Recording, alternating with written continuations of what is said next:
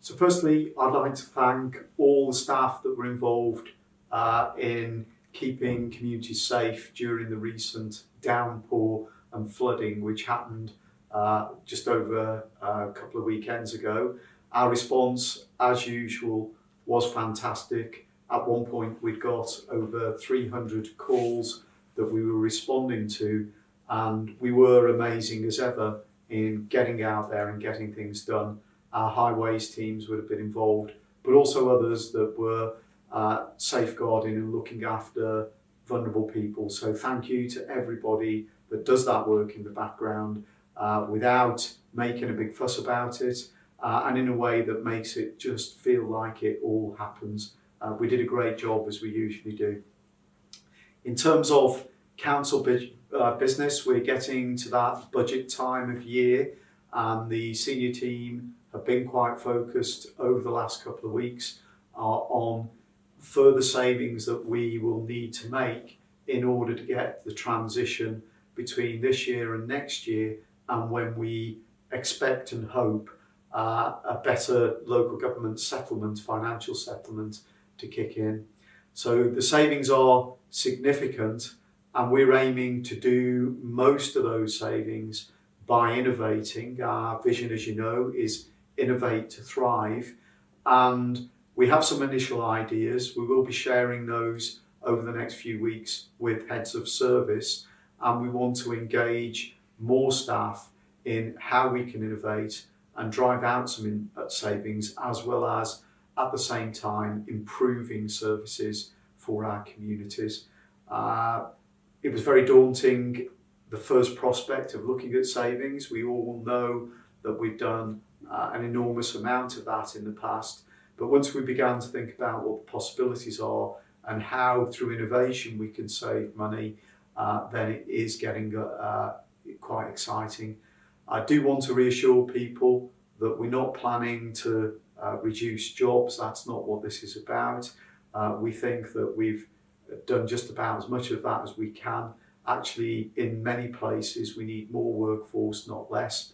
It may need us all to adapt, though, to a new future, to do things differently. And the council's already proven itself really capable of doing that, as the local government sector has, particularly compared to other public sector organisations. Local authorities has taken the pain of more cuts and has proved itself successful at dealing with those. You'll all know that there's a general election looming, and our democratic and elections teams will be dealing with that in the usual way. We will be entering, we're already in a pre-election period, so there are certain things that we can and can't do as officers of the council, and we have put out some guidance. And if you're in any doubt whatsoever about whether you should start consultations or whether particular things should be in the media or whether you should be highlighting work in a particular way, just check that out with your director. We do have to remember that it's not our election, it's not our councillors being elected, it's a national election electing our MPs, and therefore there is a fair amount of business as usual that can go on. But if you're in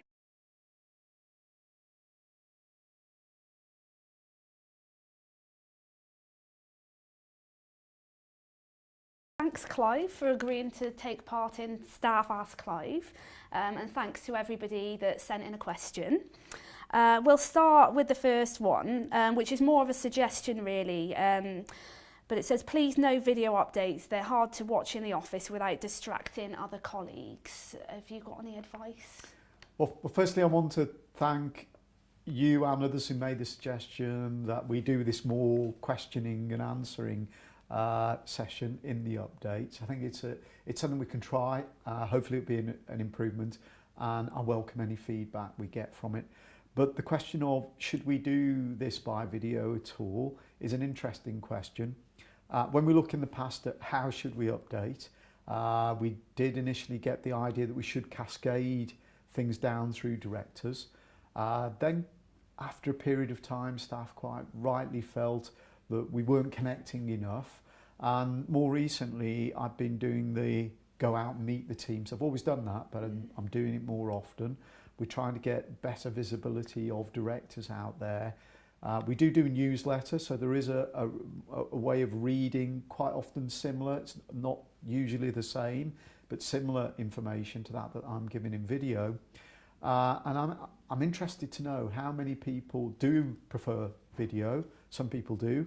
I know that if I try and contact my younger son these days, you've got no chance by email or any of those old medias. You've got to use a more modern method. So I guess the question is, how do most people want to receive it? How can we chunk it up so if people would prefer to read it, they can get the same or similar information in the newsletter, and those that prefer to get it by video, I'm quite happy if that's what people want, that we continue to do this. It does have a different feel to it, and when I go around, the personal feedback I get is that people feel that we have spoken with them, which you don't get if you read things. So if more people tell us they don't want video, we can change and not do it. If people feedback that they do like it, it'd be interesting if we could do some kind of survey and just see of those who are watching it what they think. Do they think we should do it, continue it? Do they think we should do more of this kind of questioning? Do they think there should be more or different updates? It'd be useful to make sure we're hitting the mark with what people hope to get. Okay, next question. This one comes from Julie in Employment Services. It's a long one, so you might have to bear with me. Shropshire is a great place to work, but has a lack of disabled housing. Could some of the self-build plots be made available for accessible bungalows? More accessible bungalows means more independent living, but building them is not as financially viable when compared with larger houses. If some plots could be designated for accessible bungalows only at a lower cost, it could improve the lives of families with a disabled family member. Yeah, I think that's drawing that to our attention. It gives us an opportunity. So without any guarantees that we will do it, I'll certainly put that to our planning team. Planning team work with all of the self-build that we do, and there are some sites, including the recently launched site at London Road in Shrewsbury.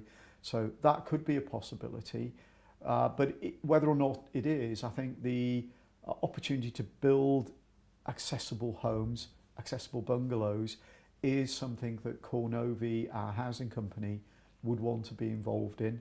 Obviously, we're looking at sites with mixed use, so houses for sale, houses for rent. Bungalows could be in the mix, there's no reason why not. And I guess then whether we would free up parts of those sites to self-build bungalows is a question. I can go and get a view on that. But whether or not you are engaging your own architects and builders, or whether Cornovi might build that for you, I think is something that we should add into the mix. So if you leave that one with us, we'll come back with more information in the future. But it's a good challenge, actually, and I'm really pleased that that question has been raised, because Cornovi is not meant to compete in the market with what the private sector are delivering. We've deliberately set up the company to intervene where the private sector are not bringing certain types of homes forward. Homes for young people, affordable homes, homes that key workers can afford. And I think adding to that, accessible homes, homes where people that otherwise would be in the adult social care setting, but they could live independently with the right kind of adaptations, is exactly what Cornovi is meant to address. Okay, this one came in anonymously. Parking is a challenge at Shirehall. There are currently 18 spaces reserved for directors, despite there being a maximum of 7 in on any given day. Can some of the spaces be freed up for general use? This would save staff time and also reduce emissions. Yeah, I take the point on that, and I don't know how many spaces exactly. It doesn't feel like there's 18, but you know, I may not be aware of how many there are, and certainly if there are spaces empty that could be freed up, I'm all for having a look at that. From my own personal point of view, I can see why directors need to get in and out and not drive around, but the same does apply to everyone else. And I wouldn't want, in a hierarchical way, to be hogging empty car parking spaces while others are looking for spaces. So we'll have a look and see what we can change. I think further down the line, we do have to revisit how the whole of car parking operates at the Shirehall, and we should be encouraging more use of electric vehicles. So it's a little bit early days, but with our transport staff, we are looking at schemes where potentially we could bring forward salary sacrifice opportunities to own or have use through an ownership arrangement of an electric vehicle, and also joining that up with car sharing, so that we give priority to those that are reducing impact on the environment, sharing their vehicle with others. So there's no hard proposals on that, but I think there's more than just freeing up directors' car park spaces. There's a how do we reduce overall the environmental impact, the carbon footprint of our use of vehicles? How can we encourage staff to do the right thing? And I know that out there are a lot of people that are motivated by the climate change emergency, that have environmental sensibilities at heart, and the council does want to support that. So these are things that we're thinking of further down the line. But it's a fair challenge. We'll have a look at the car parking, and there will be more that we hope to do about that. Okay, brilliant. Another anonymous question. How does the council see the future of the library's service? I think, like a lot of services, library service has taken its fair share of savings and cutbacks, and I want to thank the staff for dealing with that in a professional way, first of all.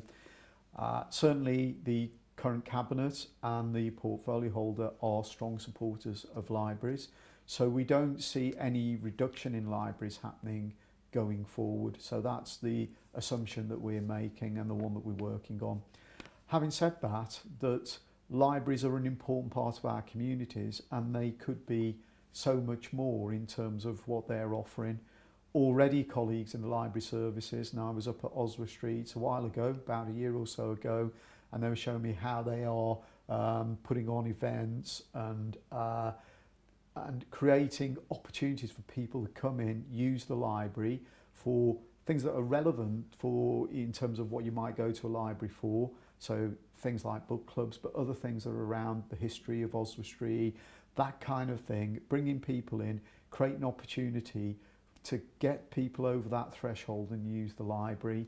And I want to firstly congratulate colleagues on doing that, but also encourage everyone in the library service to kind of reimagine further what libraries might be in the future.